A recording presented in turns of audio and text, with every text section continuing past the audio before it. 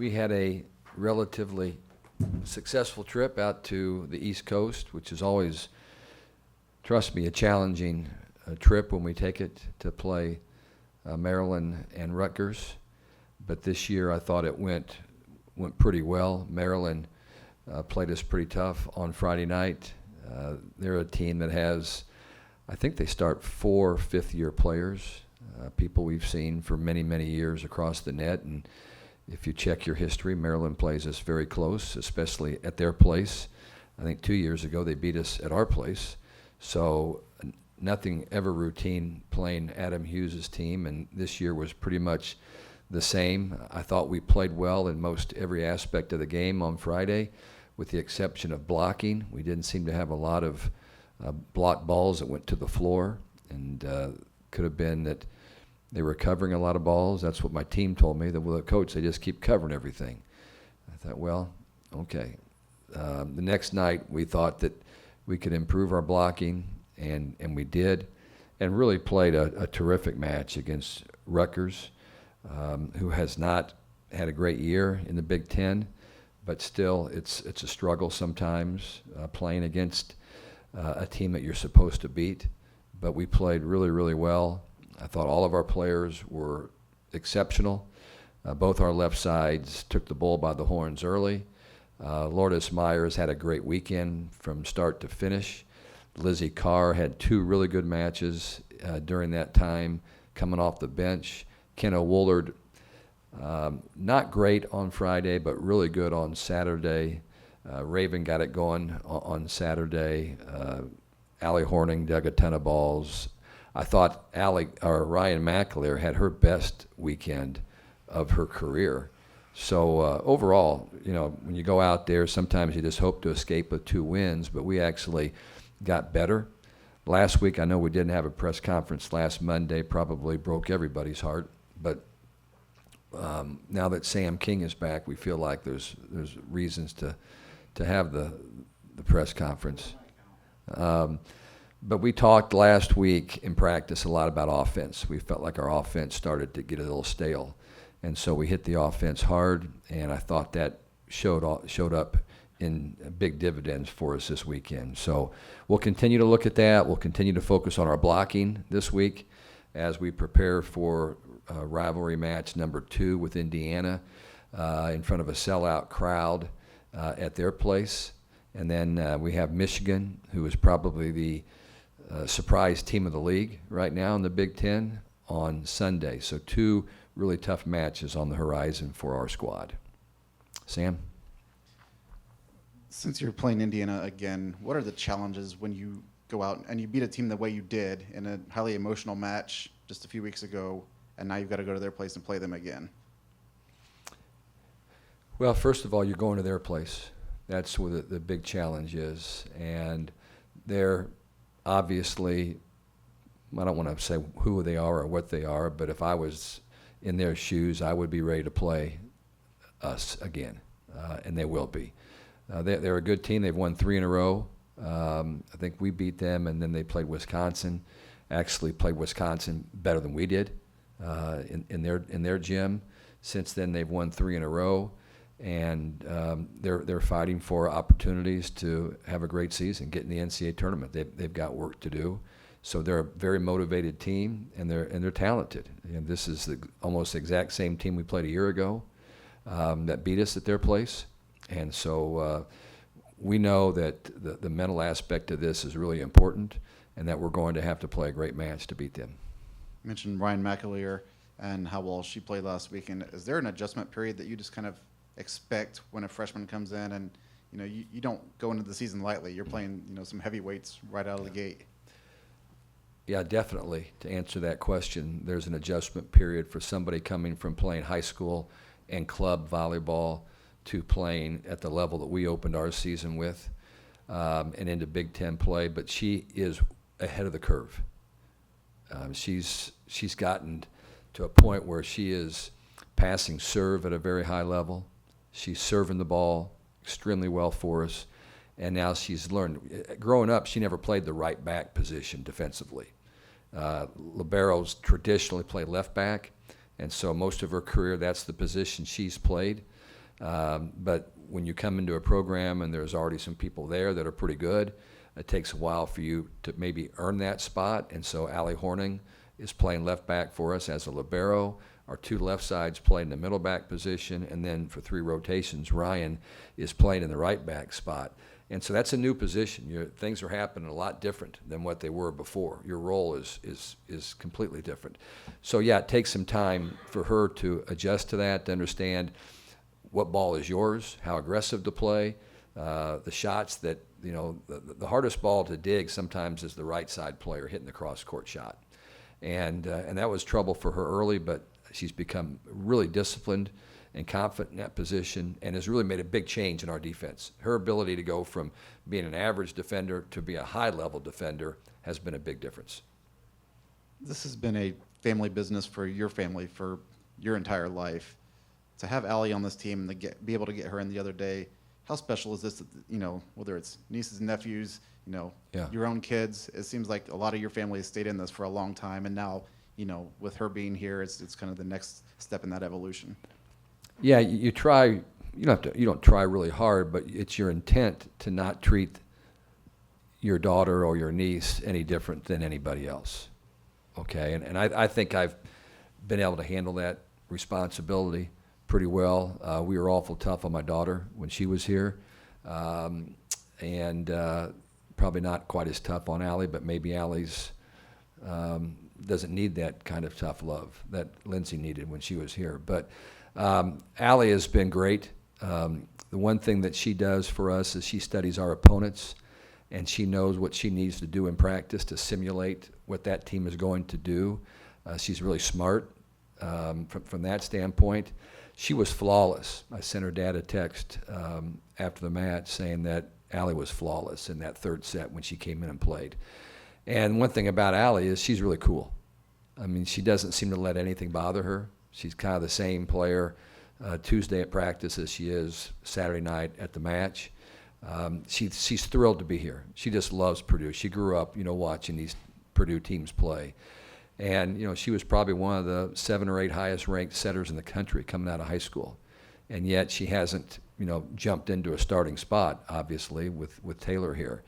But the performance that she gave us on Saturday and what we're seeing in practice gives us a lot of confidence to play her at any time. She's not as big as Taylor, okay? But, she's 5'9.5" in that category, so she's not small. But she's bringing a lot of positives to our team, and I probably do pay a little more attention to how she's getting along maybe than some others, but again, I try to treat them all the same. Lizzie Carr has a couple pretty good players in front of her with Raven and Lourdes. What is she doing, though, better and better to get more playing time on the court? Well, what's helped when you have somebody 6'6" and you feel like they can help your team is you provide her opportunities to play other positions as well. So she's been playing some opposite, some right side, which is kind of where Kenna Woolard has been starting. In the last 2 weeks, we probably have seen one of those jumps from Lizzie that you hope to see. I mean, just a really significant jump forward. And part of that is because, number one, she's just getting better. Number two, she's gotten some playing time. She's been rewarded with opportunities to play. That's gone well. The mental makeup in the sport of volleyball, probably like every sport, is really, really huge. And I think right now there's a lot of positive things going for her. She played right side against Maryland, hammered about 3 or 4 balls for us. And then she came in and played middle against Rutgers in sets 2 and 3, and got opportunities there as well. And so I think she's really on the right track right now. And, I told some of our staff today that I feel really comfortable playing her in either spot against anybody right now, because that's the level she's gotten to be right now. Your schedule varies from week to week in the amount of days in between matches. And I know coaches like more and more time to prepare. But with the NCAA tournament being back-to-back nights, would it be more advantageous? Would you rather see more back-to-backs to prepare for that, or are you okay with the schedule the way it is now? When I first got here to Purdue, we played every Friday, Saturday in the Big Ten. And our coaches liked that because that's what we were going to see in the NCAA tournament. And then with TV and football dictating some days that you cannot play at sites, we got away from that. And now we wonder, how in the world did we do that? Because it's hard. And this was a classic example. You go to Maryland, you play the Terps, you then transport your team to New Brunswick. You get there about 1 o'clock in the morning. You're up watching tape. Your staff's up watching tape. You meet with your team the next day and start that process of trying to get ready for another Big Ten team. Yeah, and that's what it's like in the NCAA tournament. But you just as soon wish the NCAA tournament would give you a break, in which they are now. The only time I think in the NCAA tournament you're playing back-to-back would be the first and second round. Now they've actually gone in the regionals and obviously the Final Four to giving you a little bit of time. So I think maybe doing that a couple of times during the season gets you prepared for it a little bit, but I would not want to do that all the time. It's painful to not have any kind of a break and have to prepare your team. And for them to have to get ready. And then if you have players you lean on heavily, like we lean on our left sides to jump a lot and to hit a lot of balls, for them to play back-to-back nights over the course of a season would be really difficult. Last one for me. Usually about 2/3 of the way into the season, see this with basketball, you get a little bit of that mental and physical fatigue because you're well into the season, but you're not quite close enough to the finish line. Is that something you see? And if so, how do you battle that at this time of the year? Yeah, I don't think that's something that we do see on a regular basis, Tim. We work really hard to make sure we don't overdo it, as far as overtraining, spending too much time in the gym, getting too many jumps, making it hard to walk into the gym for practice every day. We don't want to be that way. I mean, I know that sounds simple and it's not, but I don't think so. I think that you recruit people that want to compete and want to play at the highest level, and for example, this week we've got Indiana. That's a huge match for our players to go back there and to be able to try to simulate what happened here, which it won't be. It'll be a totally different match. But you're going to do it in front of their sellout crowd at their place. So, but I don't see that. I mean, I think you guard against it a lot during the season to try to make sure it doesn't happen. I think that the fact that we've got new teams this year in this league have added some excitement to it, some enthusiasm to it. Things are going pretty well for the most part for our team. So I don't think that's something that we've had a lot of issues with. Coach, speaking of Ryan, young freshman coming in, and what did you see from her during the summer that's allowed her to, insert herself and play a key role in this team's back row this year? Yeah, she has no fear. Nothing bothers her. Great competitor. Came in with really good ball skills as far as the ability to defend and serve and pass and understand the game. Has an older sister that I think she was around a lot, and she's been around this game a lot.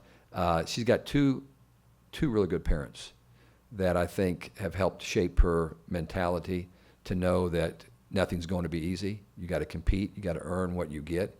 And so I just think she came in a good position, but she has improved dramatically. And I think before you got in, we were talking a little bit about just what a difference she's making right now in our team, that it is really hard for people to put the ball down against us, where earlier in the season it was hard, but not as hard. And now even with Taylor Anderson in that right back position for 3 rotations, and Ryan McAleer for 3 rotations, and then our 2 left side hitters playing middle back, and then Allie Horning, who's been probably a surprise to a lot of people how well she's played defensively for us. It's really hard to put balls away against us. And speaking of which, I mean, it's almost a prerequisite now that your hitters have to be able to shot receive. Yeah. As far as like that growth, to see your attackers do some of the work as well that your liberos like Ali are doing, how much is that really just adding to this team's potency? That's who we've become. I mean, that's kind of I remember Tim Newton, a veteran broadcaster, asked the question around the Penn State match, I think it was, what's your identity? And I didn't have an answer for him. I failed the test. Our identity now is we're really tough. Okay, we really compete. We play great defense. Somebody's got to play awful well to beat us, and we didn't have that before. A lot of that is people like Chloe and Eva that can play all 6 rotations and not leave the floor and help us in every way and be really, really mentally tough for an entire match. That's hard to do, okay, but that's who they are.